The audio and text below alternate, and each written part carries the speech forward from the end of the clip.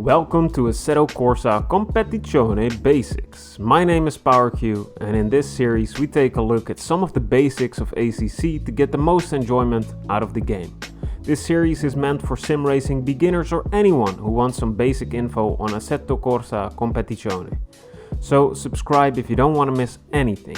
In this episode we'll discuss why it's important to choose a main car, the benefits of sticking with that one car, and how to choose your car in ACC version 1.8. But before we begin the video, I want to thank my big and beautiful boys Jorik and Arthur Cabral for supporting the channel. You guys are amazing and we have a special connection. Thank you. Let's get into the video. So in ACC, you're able to choose between a bunch of GT3 and GT4 cars, and they all have their own personalities, their own strengths, and their own weaknesses. Pretty much all the cars, they're competitive if you don't drive in the upper tiers of sim racing, so they're all a valid choice in my opinion. And that's why you gotta find a car that fits you, a car that you like, a car that makes you go ahooga! Now, why is it important to choose your main car and to stick with it? Well, as I said before, every car has its own personality, and you have to spend time behind the wheel to learn about the strengths, the weaknesses, those weird little quirks, those weird little things that only your car does. If you want to race competitively, you'll have to get the most out of your car. And the only way to do that is by knowing everything about it, the strengths and how to use them. You'll have to know the weaknesses and how to minimize their effects. And by spending time in one car, you'll naturally get a feel for how far you can push it, where its braking points are, how much throttle you can apply in a corner without it spinning, and all that jazz. Dedicating yourself to one car for a longer time will help you understand it. You will know what the car is asking from you when it starts acting up. You'll know instinctively that when your car starts throwing a fit, that you should never firmly tell her to calm down and she's overreacting. That's just something you need to learn from experience. You will be familiar with the handling of the car. You'll know when you can go for gaps. You'll know when you can push it just a teeny tiny little bit further. This will all become second nature to you, and you won't have to consciously think about all your inputs all the time. When you're so comfortable in a car that you exactly know what you can expect from it, that's when you can start focusing on real racing. Now your attention can shift from just keeping the car on the track to following the right racing line, hitting your marks, looking for opponents' mistakes and openings. To summarize this whole TED Talk, if you keep changing your car, you'll only get a surface level understanding of every car you jump into. And it's almost a certainty that you won't get the most out of it. That's why learning the ins and the outs of just one car will make you a competitive racer faster. It will be easier to switch cars in the long run, and this will all increase your enjoyment of the game. Now that you know why it's important to be a monogamous driver, you're probably asking yourself, now how in the heck do I choose just one of these sexy old things to drive?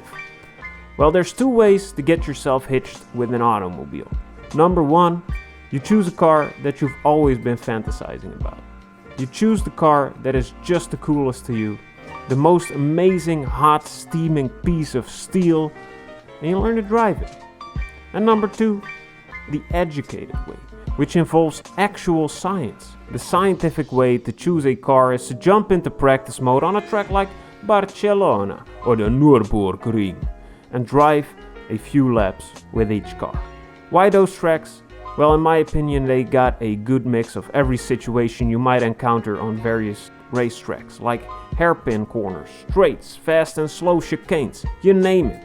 This way, you can really know how a car handles in a variety of raceway obstacles. But to take all the cars around the circuits for a few laps would be tiring, boring, and pretty much not such a great time. That's why I have selected one car, which might be a good starting point for you. The Lexus, which is also incidentally my main car. The Lexus is a fast and stable front-engined car. It's agile enough, but not overzealous when it comes to turns. It can handle a bump, but you shouldn't bruise it. That's why I think it's a good starting point for anyone looking for their own car to drive. When you're driving the Lexus around, you could come to 3 possible conclusions. The first one, a very natural conclusion, which people with only the largest of brains can conclude, is that this car is perfect for you. If this is the case, keep on driving it and have some fun out there. But maybe you come to a second conclusion. Maybe this car is too stable for you and you miss the excitement of a looser rear end. If this is the case, you might want to try out some mid-engined cars. Or maybe you come to a third conclusion. You like the stability of the engine in the front, but you have awful taste and don't like the looks of this particular automobile. And if that's so, you'll have to try out some other front-engined cars. If you came to the second conclusion and you like your car somewhat looser, more agile in the corners, I highly recommend trying out the Ferrari 488 Evo.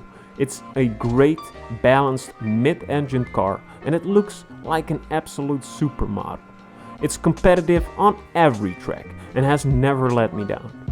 And maybe this car is still not agile enough for you. You might want to try out the rear-engined Porsche.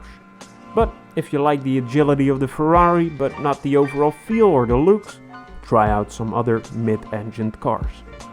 If you like a stable front-engine car but the Lexus is not your thing, you might want to try out the BMW M4 GT3. It's the newest, the meanest looking front-engine car in ACC. It's stable, competitively fast, immensely strong and immune to nearly any weapon when it's properly used. It's almost invincible.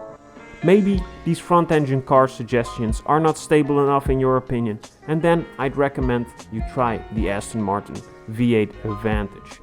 Very stable spy car. And I hope all these suggestions help you to find the car that best fits your driving style. But don't let this discourage you from driving that beautiful car that you've always been a fan of.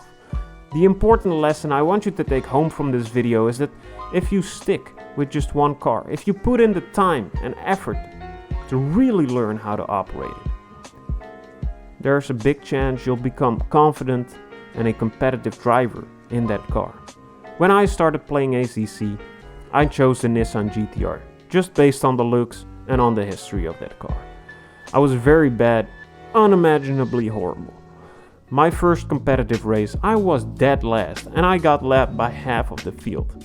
But I stuck with that car, and it took me a long time to get some results with the GT-R. These weren't the results I was hoping for, but at least I wasn't coming in dead last every race. That's when I went looking for a car that better fit my driving style. It's just like a real-life relationship. Sometimes you feel very attracted to a person, which turns out to be a wrong fit for you. Investing all your time and effort to really get to know each other, to make things better, is almost always a good idea. And it will certainly help to make things better as a whole. But sometimes, when you honestly, truthfully, and genuinely invest all the time and effort to work towards a better future, and you see that things are not getting to where you want them to be, the foundation might not be strong enough to build upon. And you'll often find that there is a way better fit for you somewhere else out there. And this is also true for the cars in ACC. I hope this video was informative, helped you in some way, or made you chuckle a little bit. Then I have succeeded in my goal. If you have any tips of your own, please leave them in the comments down below. Share your wisdom with the rest of us. And don't forget to subscribe if you like my smooth and silky voice. And I'll see you in the next video, my beautiful baby boys, my beautiful baby girls. I love you.